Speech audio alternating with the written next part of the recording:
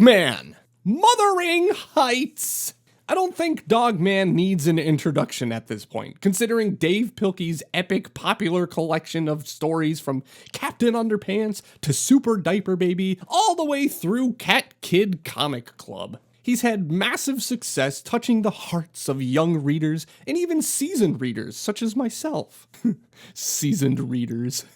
What are we, paprika? Shut up. Okay. Wait, what happened to the Investigators book review? Oh, I finished that one a long time ago. I just didn't finish it. Okay, fine. I got lazy. Are you happy? This is actually my second book review, but I never finished the first one. I'll post it. I swear. Okay?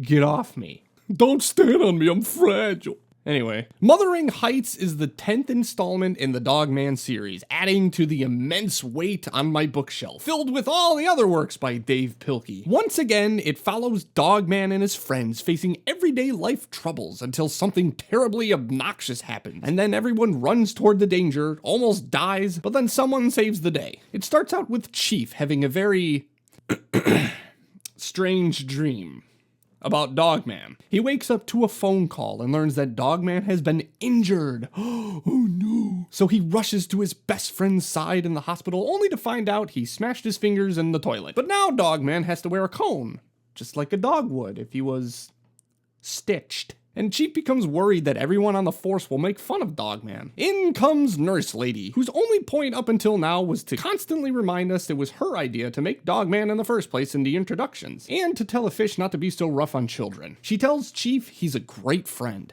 touches his shoulder, and Chief falls in love. You're a simple man, Chief, and that's why I love you. So he forgets all about Dogman. So it's up to little Petey and ADHD to help him. Meanwhile, Grandpa is formulating his secret evil plan in his diary, and only needs 2 ingredients for it to work. He tries to break out, but Big Jim smacks him with a booby or something. And then there's Petey. He's setting up his home to get ready for his big day with Sarah, who is coming to interview him to reveal his past and why he became evil. Now that the groundwork is done, all the characters are in place, let's read the book. So here's what I think is going to happen before I read it. I think we are going to learn about Petey's past with his mom, and I have a feeling this could be the final Dogman book. There doesn't seem to be a lot left in the Dogman series, and this could wrap things up, but we will see after we read it. Okay, here we go. One book later? Okay, since I'm a 600-year-old man and these books weren't exactly meant for me, I'm going to try and review this as if I had my brain in my son's body, which would be very weird. So for these reviews, I'm going to be basing my ratings off of 4 main things. Number 1, was the theme lesson clear? Number 2, was the plot easy to follow? Number 3, was the story immersive? Did it suck me into the world of Dogman? And number 4, overall, did I enjoy the experience? Was the theme clear? Dogman books tend to have the same underlying theme, which is usually about love, loving one another, and doing good. Dave always seems to find a way to twist the concept of love and explain it in different ways and get his readers to see it from different perspectives, which I have to say, bravo. Sequels are hard to do and to keep an audience enthralled with the story. But Dave always delivers, giving us a new story with the same lesson told a different way. The main theme in Mothering Heights is love. From beginning to end, you can see it in plain sight. Every page you turn, it seems like the characters are talking about love, Chief is falling in love, or the word love is ushered. Not to say that's a bad thing. The theme in children's books should be clear like that. The underlying theme, however, is a bit different. What type of love we talking about, Dave? What I got out of reading this is that it's about companionship. Unconditional love. Love that remains even if someone is no longer there. It's a great lesson, and honestly, the deepest any Dogman book has ever gotten, because it talks about loneliness and death, which is probably why Dave included his reference to Mr. Rogers, because in Mr. Rogers' Neighborhood, Mr. Rogers would always discuss those hard-to-talk-about topics with children, because they are real. I'm very glad to see Dave took this step with this book. It's still lighthearted at the soul, but it's a real subject to talk about,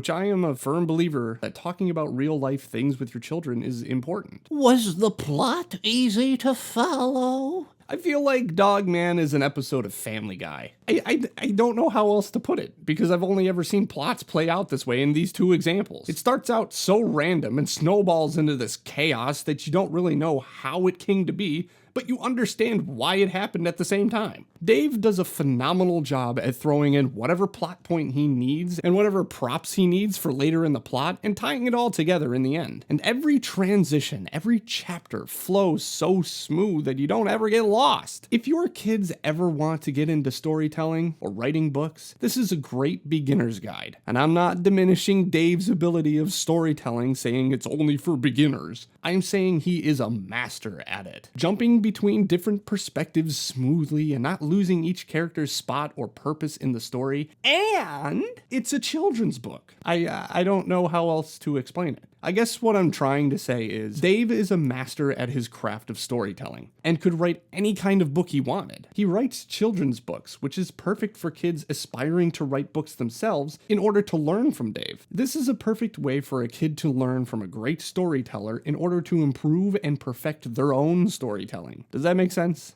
Dave, if you're watching this, let me know if that makes sense. Here's my email. just throw it. Just be like, yeah, sure. Or nah. The plot was great from beginning to end, and it was easy to follow. You knew exactly where the characters were going and why they were doing what they were doing and what was going on at all times from every perspective. Was it immersive? Okay, here's where I might get a little backlash from fans. No, I don't think it was immersive. Entirely. Was I sucked into the story? Not really. To me, this doesn't feel like Dog Man anymore. Maybe some people will agree. I know my son will. Yeah, I'm calling you out, son. You read it and you said the same thing I was thinking. Where the heck is Dog Man the whole time? He doesn't do anything until the end, which is like, okay, who are you? Goku? At this point, the series should be called Petey, and I'll explain in a second why. This doesn't mean I didn't enjoy the book. It's a great book, and I enjoyed it very much, even as a man at the age of 623. But I feel that to immerse a reader into a book is very, very hard to come by. Even as I was reading the book, I still knew I was reading a Dogman book.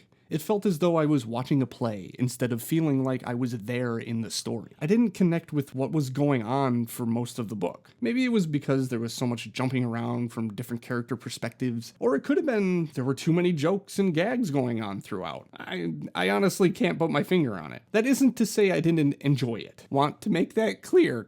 Comments? Okay. But the story didn't suck me in and make me feel like I was a part of it. I didn't set down the book after reading and think about life for 3 hours. No, Dogman did his thing, his friends did some funny things, I enjoyed reading it, and that was it. The only part I became immersed with was Petey's chapters. In my opinion, Petey has become the centralized character in the Dogman series. The only interesting thing that I look forward to is finding out more about Petey. Petey, in my opinion, has become the center of attention. He's the most relatable character, he has the most interesting character development, and he has the only backstory that we know of. I look forward to finding out more about Petey's tragic backstory than I do seeing Dogman. For real. At this point, Petey has become the most interesting character, and I feel is focused on the most, which is why I think the series should be called Petey. And I think Dave focuses on Petey because he also connects with that character more than anyone. Because he has said that he based Petey off of himself as a young lad, getting into trouble and being mischievous, breaking the rules and stuff like that. There's nothing wrong with that either. Projecting life experiences into a character is what makes a great character. I just wish he would do that with more characters, like Dogman. This will probably never get seen by Dave Pilkey, but if I were to put a penny in for my thoughts, I would say, you've done the cloning machine, you've reused Living Spray and Cannery Grow in a lot of the books,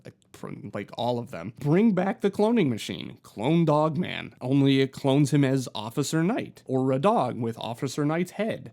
That's ridiculous. And start bringing in a backstory about Officer Knight that ties in with Dogman. I'm not trying to say this is how you should write your books, but I think that would bring a whole new level of interest back to Dogman and not so story heavy on Petey. Oh my god. Oh, what did I eat? That's just my opinion. That's what I would do.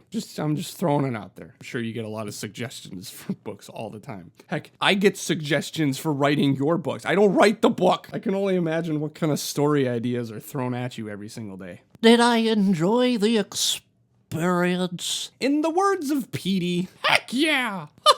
Despite my unwanted opinion, I enjoyed this book very much. There were a lot of jokes in this that I actually laughed out loud at. I am not saying lol. I lolled so hard. It's got a lot of potty humor, which is right up my alley. So of course I enjoyed it. Who doesn't like a good poop rendition of Take Me Out to the Ball Game? Who cares if they talk about poop and butts? It's meant for kids, you sheltered parents. Lighten up! Aside from the potty humor, the whole book was enjoyable. The story was great. I was looking forward to the next scene every time. And it even almost made me tear up a bit when I was recording the voices for videos. Like, wow. It got pretty deep for a Dogman book. I really enjoyed this one. If it's not my favorite, it's definitely in the top 3. Oh God! Oh, stretching!